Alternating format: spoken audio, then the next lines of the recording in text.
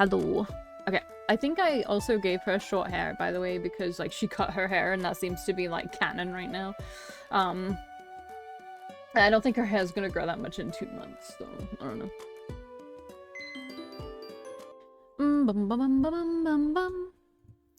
Eok lives to see another day. Kane had to intervene and shock James just to get him to stop chasing.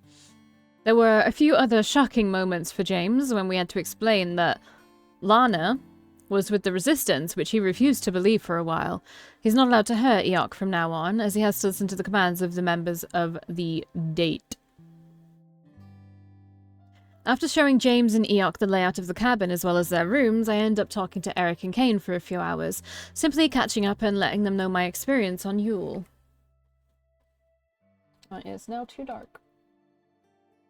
There you go. Kane is convinced James is going to backstab us, and Eric doesn't put much faith in him either. At least they seem to be relatively okay with Eok, whom I explained helped me escape. The first night I was hoping to go without any issues, until I hear something shatter in the kitchen. James, what are you doing? I sneak into the kitchen and turn on the lights. His penis looks bigger in boxers than it does outside of it. Immediately, a naked James whirls around to greet me, startled at the intrusion. He's not naked, he's wearing boxers. What are you doing in the middle of the night? I give him a once-over, noticing he's at least wearing briefs to cover his genitals. I've seen this man naked too many times in a lifetime. Where are your clothes? I demand to know. At least he's wearing the bracelet still. He hasn't attempted to remove it. I heard something shatter, I say as well. James's line of sight reveals what I heard moments before, a broken cup on the floor. Perhaps if this room was sufficiently lighted, I wouldn't be knocking things over. I sigh while bending down to pick up the broken shards of glass. There's a light switch near every door if you need light. I explain, pointing at the switch behind me. Yeah, dummy, this thing over here. I throw the shards into the bin and face James again. I'm surprised you didn't know with you running a spaceship and all. He huffs, acting all prickly as he turns away from me. Lights are activated at my command deck. Your technology is different from mine. I suppose it is. Wait, that doesn't explain why he's here, half naked, in the middle of the night. He needed a glass of water or something, right? Why are you not wearing any clothes? It's bedtime. I didn't think I would run into anyone to have to dress myself decently, he explains. Also, the garments you've given me are garbage and in tatters. Why should I have to wear them? He questions grumpily. There's something inherently funny about half-naked James complaining about clothes in my kitchen. Well, I didn't have anything in your size, I argue weakly. Is this what you do to your prisoners? Deprive them of decent garb? No, we prefer to lash them until they pass out, I reply bitterly. James narrows his eyes at me, tilting his chin down. As far as I recall, you were spared of any lashings, he huffs. I know, I was being sarcastic, I mutter. I give him one look over again. Too muscular for his own good. I have one shirt left, and I hope he doesn't tear through that one too, before we get the chance to buy new ones. We'll get you some new clothes in the morning. I can't have you walking around like this all the time. Why? Does my presence bother you? He asks with a smirk. More like your entire existence, I fire back. He takes a step closer, appearing tall and threatening. However, I hold my ground. I know he can't do anything to me. Let's not forget that it was you who seemed very adamant I stay here and help your side, he says in a low voice. You could have left me there, but you did not. He's not wrong. I did negotiate to release him, or at least use him as an asset. That, and I also don't want to have him locked up. You are an enigma to me. You challenged me at every step of the way. Disrespectful towards superiors, disobeyed orders, snuck out of the palace, and you have certainly not held back your contempt for me. He goes off at me. He circles around the kitchen island, his eyes trained on my left arm, the one with the scar. You made an attempt on my life, yet strangely enough, tried to protect me as well. You even saved my life when the ship exploded. You could have easily only saved yourself, he says in a softer voice. Do I confuse you? I cut in. I admit my actions do seem contrary to, when he lists them all like this. Very much so, he admits as he leans over the kitchen island, arms on the counter. I'm not quite sure how to respond to that. Why? He asks, the question echoing in my mind. Why what? Why, were I in your position, I would have left you to die in space. Be done with the hassle. I end up chuckling out loud. I doubt that, I say. This makes James raise his eyebrows in response. You sound very sure of yourself. I guess I am a little pretentious, thinking I know him better than he knows himself. However, everything I've seen of this man up until now, I doubt he would have let me die in that scenario, with the roles reversed. I've seen him kill in front of my very eyes, but I've also seen him sacrifice himself for others. He's complicated, demonstrating the capacity for murder, but also showcasing the opposite. Even now, he's doing all this because he wants to save Lana, his sister. There have been plenty of moments you could have killed me, I point out. You were supposed to be a princess, royalty, James growls. Why would I kill you and squander my chances? I think you're lying, I say. It's not because I think he has some goodness in his heart. No, I think there was something else. For a long time, I thought you took me because I pretended to be a princess, I say, looking down at the counter. But I forgot you didn't even know about that when you initially took me. Then Bilius told me that you only take back prisoners who demonstrated medical abilities.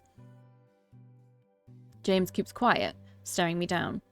Once I knew of Prince Nornus's condition, I thought it was because Lord Veritas commanded you take back anyone who could possibly heal him. And it does make sense. I think that's a huge reason why Veritas does anything he's doing. He wants to keep Nornus safe. He wants to find someone who can cure Nornus. But James doesn't care about Nornus. He cares about his own siblings. But you didn't take me because you desperately want to find a healer for the young prince, I drawl out. I bat my lashes at him. You were looking for someone to cure your sister, weren't you? She said she lost her ability to phase, to fly. Both brothers are immensely protective of her because of this. I can't see James risking his life to find someone to heal Nornus, but I could definitely see him doing this for his sister. The small nibble on his bottom lip and a flash of irritation in his eyes confirm my suspicions. Don't speak as if you know everything, James grunts lowly. Seems like you didn't know everything either, I point out. Lana is part of the Resistance, and she kept it hidden from you. This time, James doesn't have a response at the ready.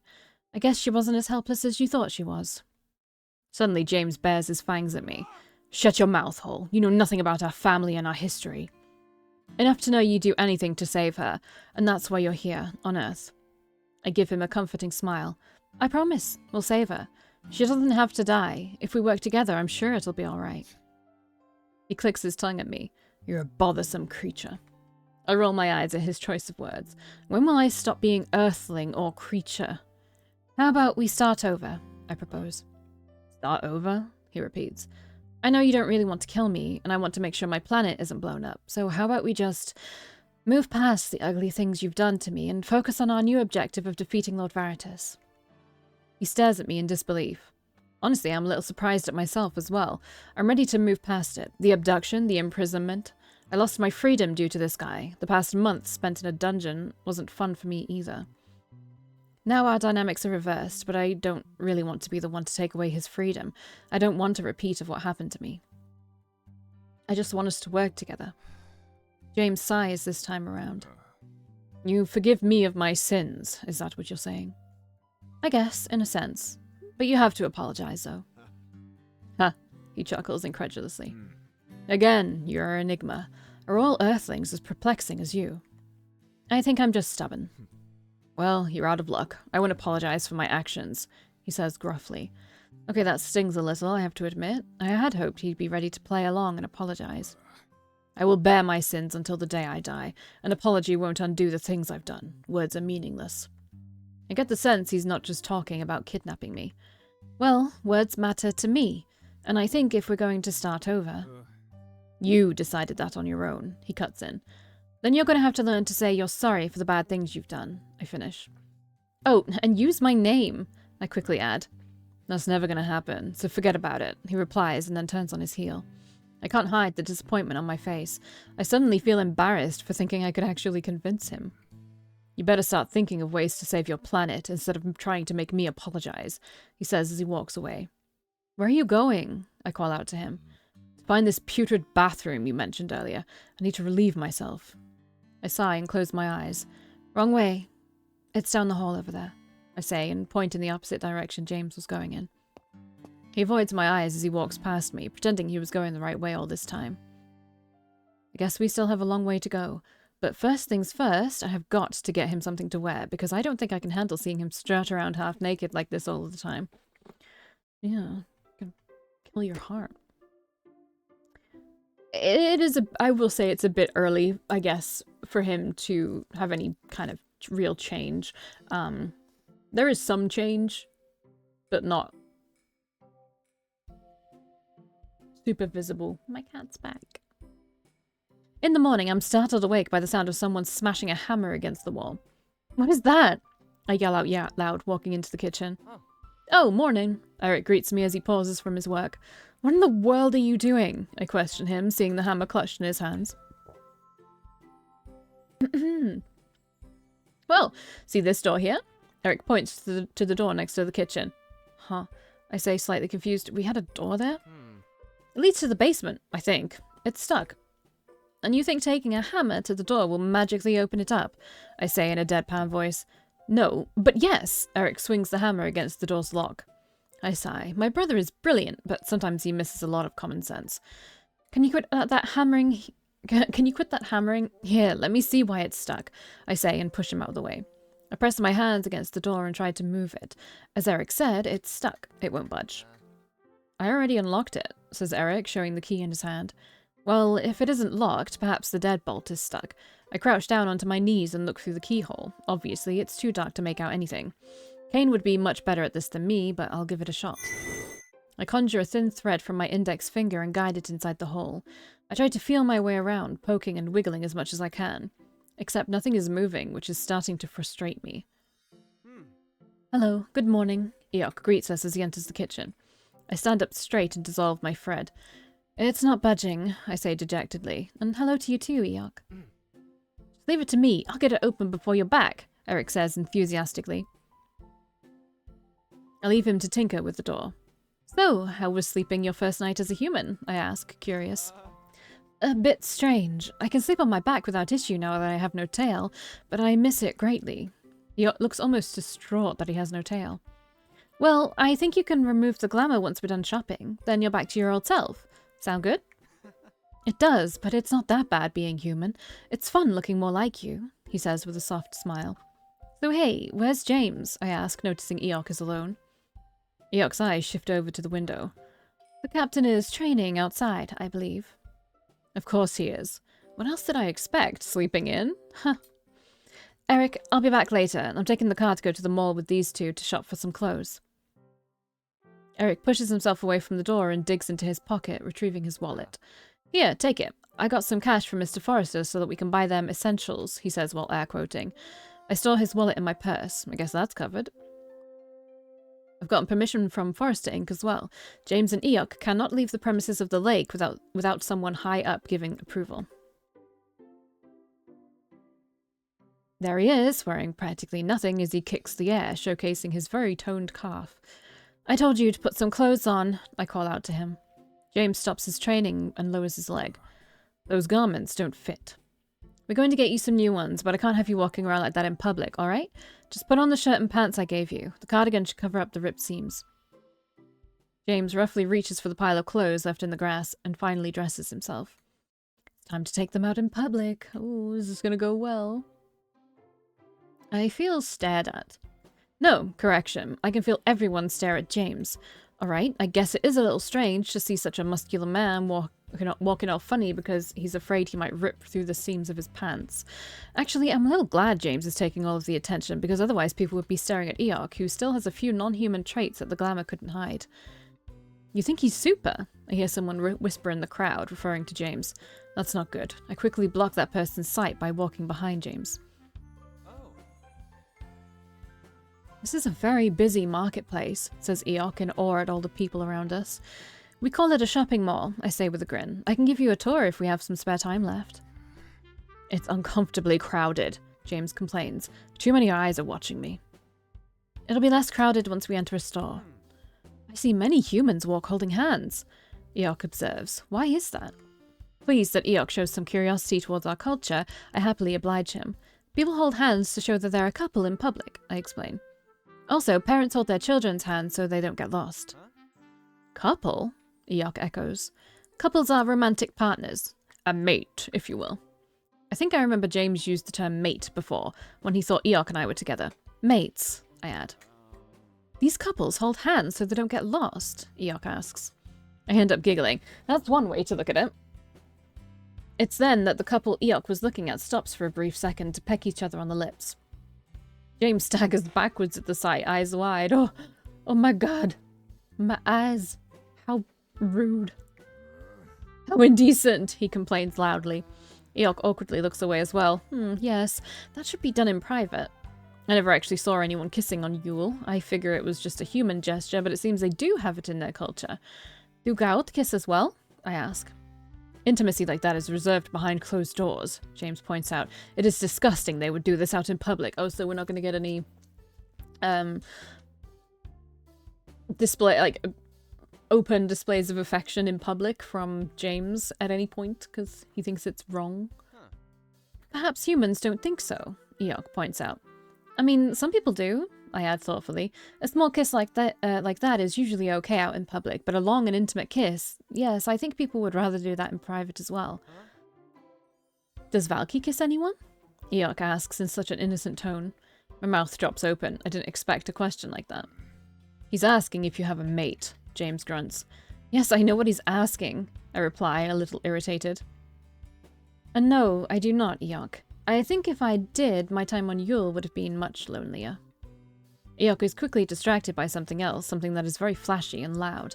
An arcade. Oh, what's that? He asks eagerly, like a child in awe. Eok, control yourself. It is unsightly, James reprimands him. Eok's face falters and he looks down at the ground. Don't be a grump. He's excited about what he sees. I quickly come to his defense. Also, that's an arcade hall. People go there to play games, I explain with a smile. Games? Eok perks up.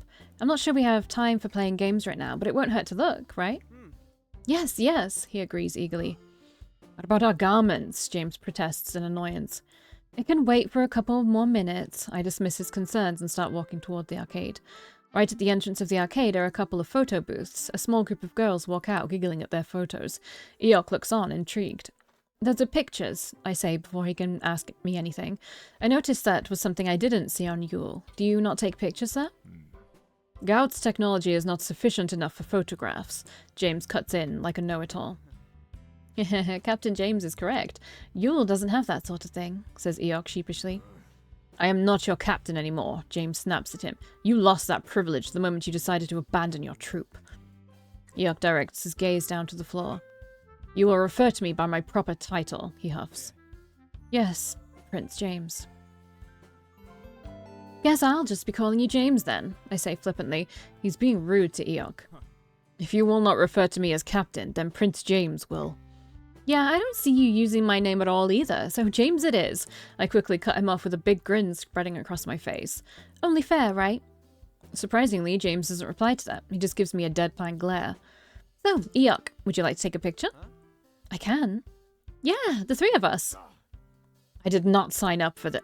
I yank both of them inside the booth. Oh, as if that big man, that big beefy meaty man will fit inside the booth. Come on, where's the description of it being a squeeze? Oh, that's not going to be one. I grin mischievously as I stare at the screen in front of us. Those things are like... really small. This is a sticker booth where you can edit your pictures afterwards. I throw in some coins from my purse so that it starts. What do we do? Asks Eok, eager to start. We should be getting me something fitting to wear, James interjects with a sigh. We can do that after this, I dismiss him. Anyways, just stare at this circle over here and smile. Eok pulls back his lips and shows me a pained grimace. It's like he just ate something sour. Smile? Like this? Never change, Eok. You're perfect. I notice the both of them are actually out of frame. Can you crouch down? Especially you, James. You're way too tall. Eok bends at the knees so he fits in the frame. I'm perfectly comfortable where I am, James replies indignantly. Then he realizes what he said and immediately backpedals. I mean, no, I am not comfortable. The space is cramped. Why are we doing this? I yank down on James's arm so that he's forced to bend over and fit in the frame. What are you doing? The first picture was taken. I tried to get the guys to pose differently for the next one, but they're both quite awkward at it. The booth takes the next couple of pictures before it tells us it's finished. Wait, I need to take a picture. Oh, he might have been blinking in that one, but oh well. I quickly rush outside. What a bizarre, blinding room, says James, rubbing his eyes. Flashes were a bit bright, Eok agrees. It'll be worth it, you'll see, I say eagerly, hoping the pictures turned out alright. I'm pretty much doing a happy feet dance as I await the roll of pictures to appear from the machine. The machine whirs and cracks until the strip of pictures falls down the slot. My greedy hands are like magnets as I swipe them up. Oh, we get to see it. Cute! Oh, James, you look really bad. Oh, Eok, you look really bad. Only MC looks like perfection.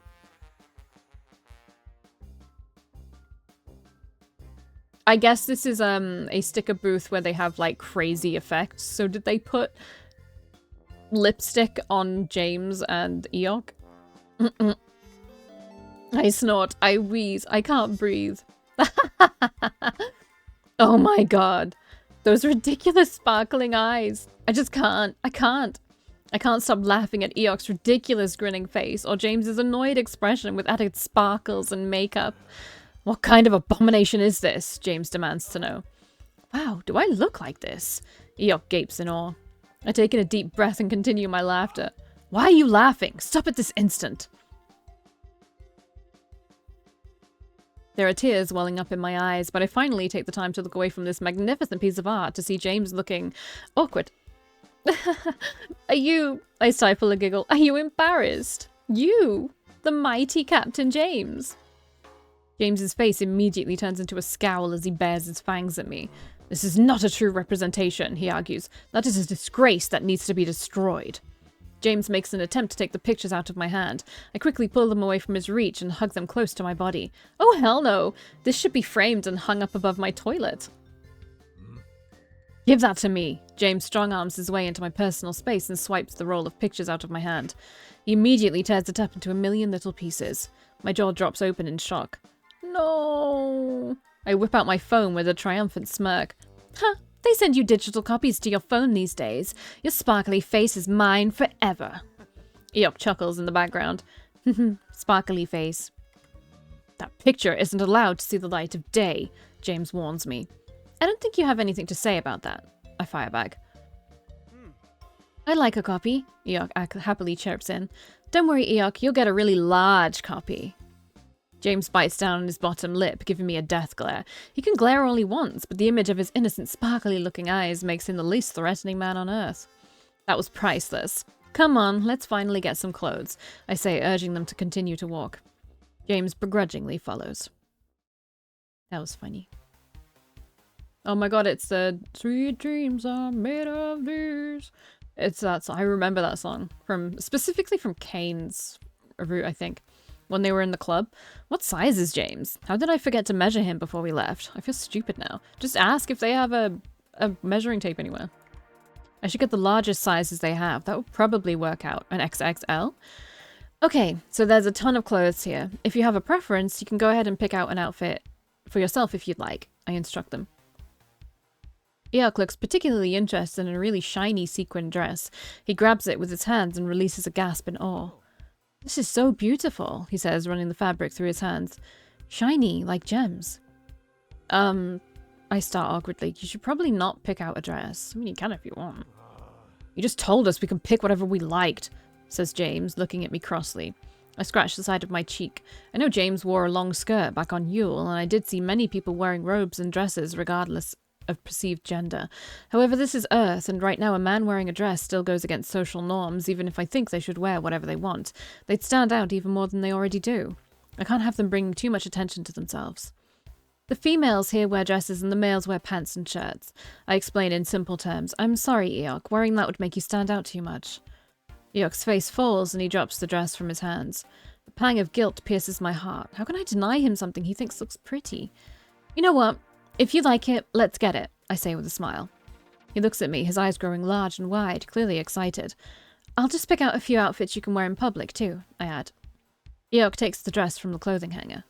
Thank you, Valkii, he says eagerly, hugging the purple sequin dress to his body. Earthling, I require suitable training garb, James demands. Technically, super suits meant for combat are my specialty. I could just make you your own. James quirks an eyebrow.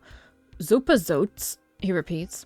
I shake my head. Never mind. Let's just get you some decent clothes first. As I scurry down the aisles of menswear, I pick out a bunch of clothing that I think would fit them, as well as look stylish, of course. I even grabbed some underwear. I couldn't resist a pair of underwear with alien faces on them. Though the thought sticks around in my mind, a super suit for James. I haven't made one in ages, and my fingers are itching to get back to work. It's silly to focus on this when there's this impending doom over my head of Veritas arriving on Earth, but I've missed designing. I really have. Come here, let me see if this would fit you, I say as I hold a shirt in front of James's chest. As I look at his face, I try not to remember the photo sticker, lest I burst out laughing again. Seems adequate, he mumbles. Prince James would look impeccable, Eok compliments him. I think it's time you try on some of those clothes to see if they fit. I give James a meaningful stare. Don't tear the clothes, please. You break it, you buy it. Just point me in the direction of a private room, James says, as you seemed adamant on making sure people don't see me naked. I look around for the changing rooms and see the sign at the back. There it is, in the back. You can use a small stall to change in. James takes all the clothes from my arms, turns on his heel, and promptly walks into the wrong direction. God, his sense of direction is terrible. Eok awkwardly taps James's arm. This way, Prince James, he mentions, and extends his arm to where the changing rooms are located. James huffs. Don't bother me. You know what? Just follow me. I don't want you getting lost, I say, and start walking with them toward the back. I do not get lost, James immediately replies. Sure, you just strategically misplace yourself, right? I quip. Eok chuckles, which he quickly covers with a cough once he notices James's death glare that could rival Veritas's look. Attempting to quickly diffuse the situation, I push them both into two separate stalls and pull the curtains closed. If you need any help, I'm right here. Just call, I tell them.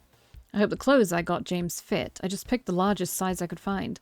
There's some shuffling of fabric, and I rock back and forth on my feet as I wait. If only James didn't tear up the pictures, I could be standing here giggling like a little girl at the ridiculousness of it all.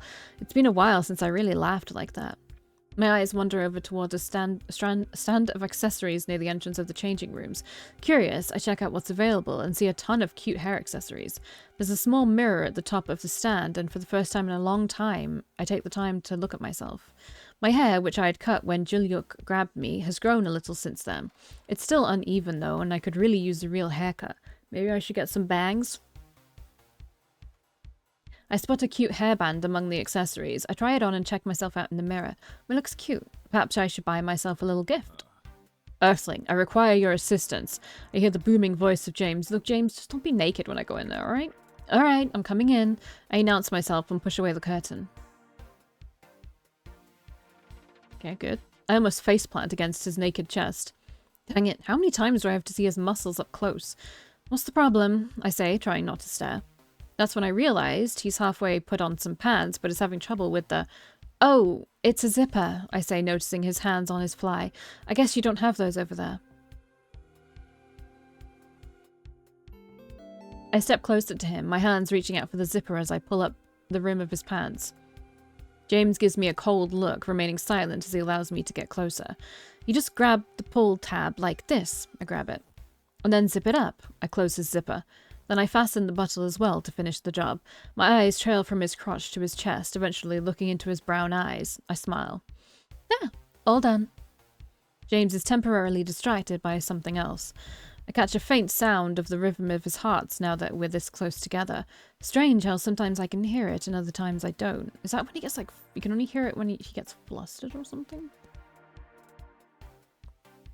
What? I ask, noticing his silent stare. You have something in your hair, he states. Oh, right, I'm still wearing it, I say sheepishly and take out the hairband. You know, you should do something about your own hair. I can tell that his hair is falling into his eyes and bothering him. Perhaps a haircut? I propose, reaching out to his black hair. James cocks his head to the side, avoiding my fingers. I don't trust anyone to get close enough to me with a blade, not while I'm under this oath. I pout in response. Is he really that paranoid? Oh, come on. No one is going to murder you just because you're getting your hair cut. I am in enemy territory, he exclaims. I cannot take that risk. Well, if you're that adamant about it, I could do it for you. Valkii, I'm in need of aid, Eok suddenly screeches. I quickly exit out of James's room and enter Eok's.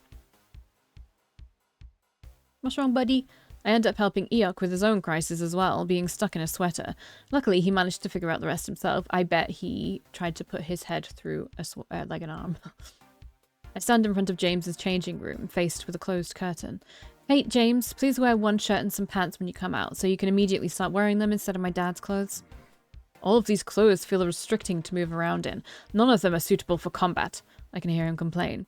I'll figure something out, okay? I say with a sigh. I want to get this over with already. I'm hungry. Yuck, you don't look any different. Oh, does he? I don't think he does. Does he?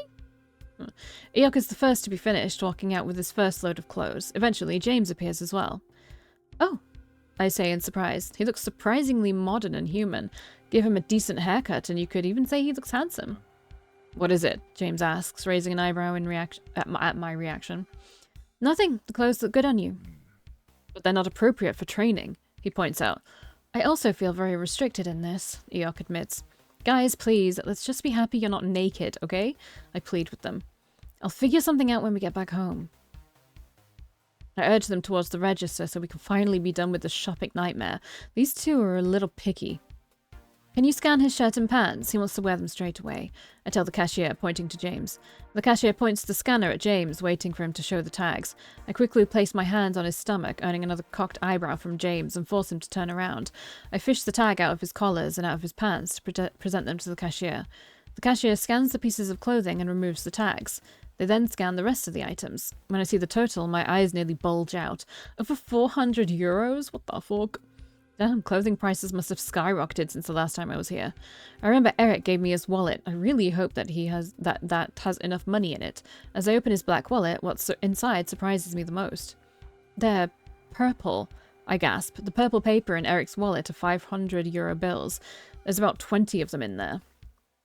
Anxiety starts to settle in the pit of my stomach. They don't accept bills as huge as this. Who goes around walking with 500 euro bills in their pocket? What was Eric thinking?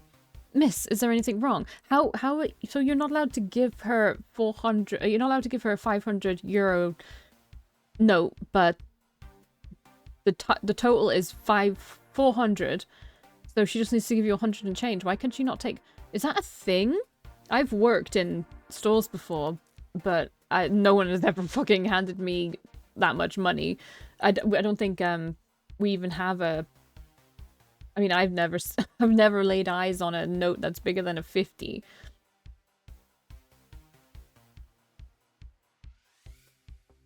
Now I'm second guessing myself because it's been so long since I've seen a 50 pound note. That is a thing though, right?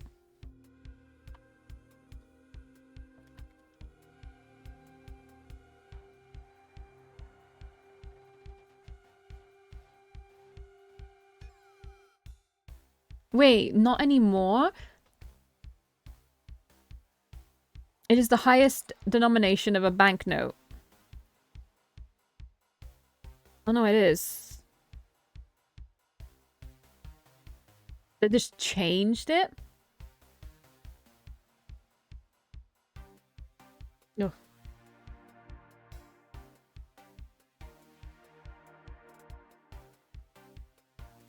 Yeah, it's fine. It's now got the king on it.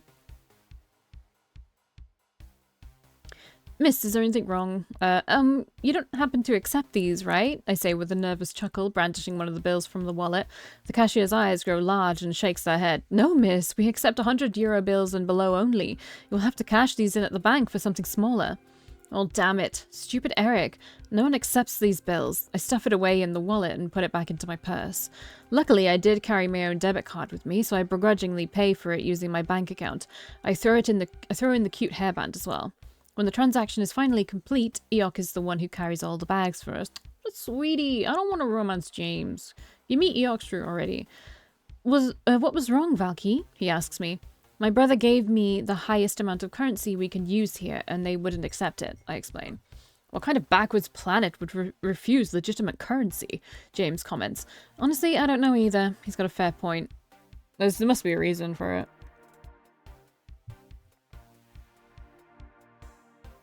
We finally leave the store. And these chapters are so much longer than the other ones. I know this is like 2 times longer than any of the other routes, but this is crazy. Perhaps we can get a bite to eat now that we're done. I skipped breakfast and both of these two did as well. So we should probably do something about that. Hey, are you two hungry? I stop to ask them. Before they have a chance to answer, a Persian dashes towards me and snatches my purse, running away with it. Needing a second to realize what's happened, I glare at the person running away. What the hell? Thief! Eok, James growls. In position. Eok drops all the bags on the ground and spreads apart his feet. Yes, Captain. Go, he yells. Both he and Eok pretty much vanish into thin air, leaving me alone with all the bags. Oh no. Oh no, they can't chase that thief. If they hurt the thief, then... I worriedly look at the marks on the back of my hands. This is going to kill us. I gather all of the bags and chase after them. It's hard to run with a plethora of shopping bags in my hands, but I try my best to still be within range of the thieves. As long as I can still spot him with my eyes, then I can follow him. The thief is heading for the exit. Oh, Eok just appeared in front of him. James apprehends the thief, grabbing his wrist and tearing my purse from his grip. I start full-on sprinting. They can't hurt him. Once I get closer, I can hear their conversation. The hell do you need that much money for anyway? The thief snaps at James. Stupid supers. You don't need to be that rich. Thieves need to be punished, James says in perfect English, his eyes narrowing and glaring at the thief. Aye, Eok agrees. James raises the thief in the air without much effort. Let me go, you super scum, he yells. A crowd has gathered around them. Some of them are even recording the events. Shit, that's not good. I can't have James or Eok on video. Sneakily, I shoot out my thread towards two of the cell phones of the people, knocking them out of their hands. I quickly dissolve it before they can notice. Sorry, but I have to do this. Don't hurt him, I yell, running up towards the three. I drop the bags next to me and take in a deep breath. James clicks his tongue and releases the thief, letting him fall to the floor. Here, says Eok, handing me my purse. We got it back. Thank you, but you know you can't hurt him. Eok looks apologetic. Understood. I glare at the thief on the floor. Even if he's a lowly piece of scum who stole my purse, you need to be careful, alright? Fucking super, the thief yells and gets up from the floor, lunging himself at me. Hi, kitten. You shoot a baby. No, he wants to sit on me, I think.